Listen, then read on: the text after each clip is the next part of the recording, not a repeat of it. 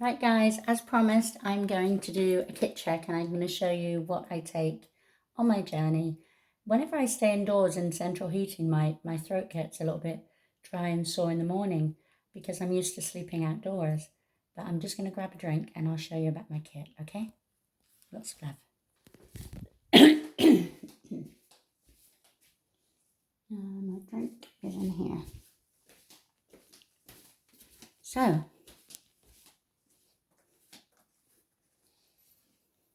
just going to get a drink, guys.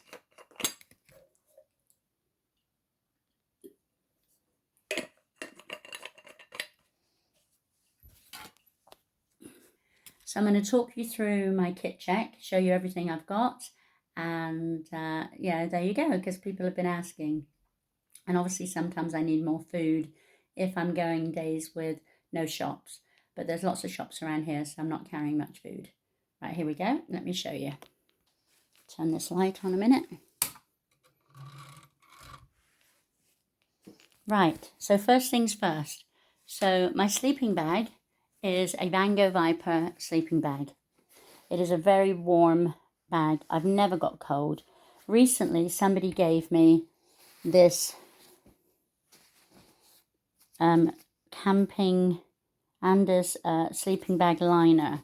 Now, normally I don't use a sleeping bag liner, but it was given to me, and because it is winter, I did take it from the lovely Bond family that gifted it to me. I did take it. It is bulky, it is a bit heavy, but it is winter, and I don't want to take any chances. I've not ever got cold in the sleeping bag, but it's soft and it's an extra, it's an extra layer in case.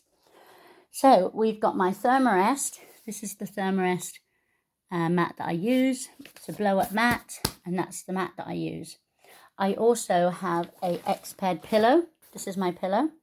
Blow it up, and it's a nice little pillow. I carry a head torch.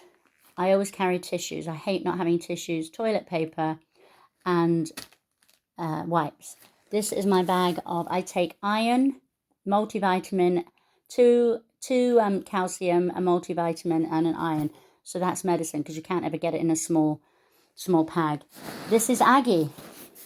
This is my tent. Never leave the poles of your tent in your tent. And do not tie your tent to the bottom of your bag. Let me tell you what happens. Right. Most people, I need to get a new dry bag, it's mouldy. So most people put their tent in the bottom of their backpack. That is my Osprey backpack. And it is a, I'll get the name in a minute. What's the name? Anyway, my Osprey backpack. I think it's called an Aether. But anyway, most people put their tent here with the poles. Then when you put your backpack down, you're going to risk breaking the poles. If the sun is constantly hitting on your tent, it is going to, it's not good for your tent. You always want to keep the poles